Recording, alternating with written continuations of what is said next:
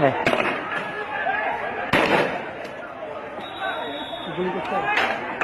হ্যাঁ গুলি করছে।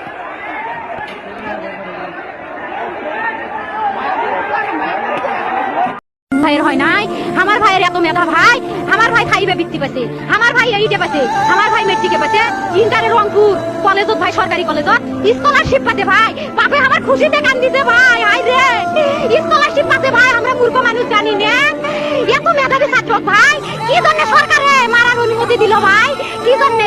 আমার ভাই রুকিয়া ভার্সিটির ইংলিশ সাবজেক্ট নিয়ে অনার্স করলো ভাই, 4 বছর হতে ভাই, আমার ভাইকে আমি কইলো ভাই মানে বিসিএস করে ক্যাঙ্গেরি ভাই, তোরা না করেন তো কয় শুনি এটাই এই একটা পরীক্ষা চাকরি হোক মুই চেষ্টা করি, হোক মুই তোর আশাটাও চেষ্টা করি দেখি করেন ভাই, মুখ ভালো লাগে মানুষ যখন বিসিএস এর কথা কয়, মুখ কলজাটা কাঁপি ওঠে ভাই, হাই রে ওরা ক্যাঙ্গেরি পড়ছে, তোরাও ভাই করেন তো, তোমারও না মেলা মেধা, হোক শুনি মুই করি। আমার ভাই মরার বয়সী হয় নাই, আমার ভাই কৃষক মারার পারমিশন দিল, একটা পাও ভাঙ্গিল না কে, একটা হাত ভাঙ্গিল না কে, আমার ভাই তখন আপন ইচ্ছেই ঘুরি হাইলো হয়, কি জন্য 4টে গুলি মারলো আমার ভাই? আর কতকাল ঘুমাবেন? আর ঘুমিয়ে ঘুমিয়ে আপনার জীবনকে কতকাল রাখবেন, শেষ করে দেবেন। কোটা বিরোধী আন্দোলন নিয়ে কথা বলছিলাম যে 77 জন স্টুডেন্টকে চট্টগ্রাম বিশ্ববিদ্যালয়ের ছাদ থেকে ফেলে দেওয়া হয়েছে এবং জায়গাতে প্রায় 7 জনের মতো ইন্তেকাল করেছেন। আশা করি আল্লাহ পাক এদেরকে শহীদ হিসেবে কবুল করবেন। আমি দোয়া করি তাদেরকে যেন আল্লাহ পাক জান্নাতের উচ্চ মাকাম দান করেন। সম্মানিত ভিউয়ার্স, আপনাদের সামনে আজকের বিষয়বস্তু আলোচনা করছি এবং খুবই গুরুত্বপূর্ণ আলোচনা নিয়ে আপনাদের সামনে হাজির হয়েছি। দেখতে থাকুন আজকের পুরো ভিডিও চিত্র।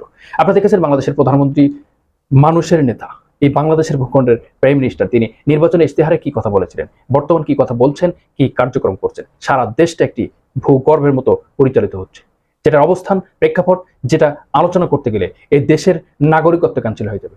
যেটা কথা বলতে গেলে, যে কথাগুলো বলতে গেলে আপনার হৃদয়কে কি উঠবে। একজন দেশের প্রধানমন্ত্রী যে আলোচনা করেছিলেন ইশতেহারে, তার সম্পূর্ণ বিরোধী কার্যক্রম চলছে সারা পৃথিবীতে, সারা দেশে সেই অবস্থান চলছে।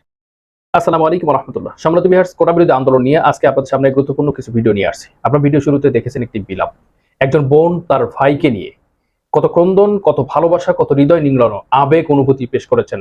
তার ভাই এই কোটা বিরোধী আন্দোলনে চির বিদায় নিয়ে দুনিয়া থেকে চলে গেছে। সম্মানিত ভিউয়ার্স, আজকের সেই বিষয়ে আপনাদের সামনে হাজির হয়েছি অনেকগুলো চিত্র নিয়ে, তথ্য নিয়ে। আপনারা অবশ্যই দেখতে থাকুন আজকের বিস্তারিত। এরপরে প্রধানমন্ত্রীর ফ্রিয়ন, তিনি 400 কোটি টাকার মালিক স্বীকার করেছেন, কিন্তু কি অবস্থায় যে আছেন, 400 করেছেন কি 4000 করেছেন সেটা আল্লাহ পাক কি ভালো জানেন।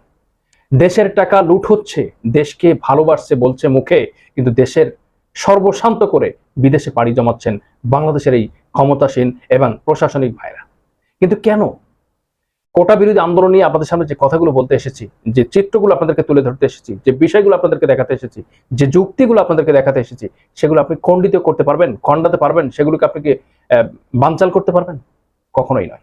সম্মানিত ভিউয়ার্স, আমরা সারা দেশের যে পরিস্থিতি দেখেছি, আজকের সারা দেশে খবর এ পর্যন্ত পাওয়া মাত্র দেখতেছি যে সারা দেশে 7 জন ভাই স্টুডেন্ট, তারা ছাত্র এবং ছাত্রী, তারা চির বিদায় নিয়ে দুনিয়ার জীবন শেষ করে আখিরাতের জীবনে পদার্পণ করেছেন এবং আল্লাহর কাছে ধর্ণা দেওয়ার জন্য সরাসরি চলে গেছেন। কেন গিয়েছেন?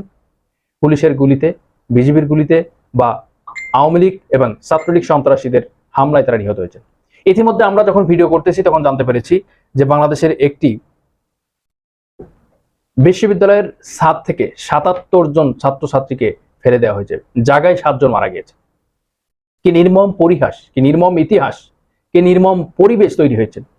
বাংলাদেশ একটি কারাগারে উপনীত হয়েছে, বাংলাদেশ একটি নির্যাতনের কারাগার তৈরি হয়েছে। এখন আপনি যদি কথা না বলেন, আমি যদি কথা না বলি, যারা যে কাজটি করছে যদি নিরপেক্ষ থাকেন, তাহলে আপনি জুলুমবাজের অন্তর্ভুক্ত হয়ে যাবেন। আপনাকে কথা বলতে হবে, যেভাবে হোক বলতে হবে, যে সিস্টেমে আপনি চলেন, যে আপনার যে অঙ্গন আছে সেখানে আপনাকে কথা বলতে হবে। সম্মানিত ভিউয়ার্স, আমরা কিছু চিত্র দেখেছি, কিছু চিত্র দেখতে যাচ্ছি, কিছু বিষয় আপনাদেরকে তুলে ধরার জন্য চেষ্টা করছি। আপনারা সকল ভিডিওটি দেখে, পরিপূর্ণ দেখে আপনার মন্তব্যটি আমাদের কমেন্ট বক্সে জানিয়ে দেবেন।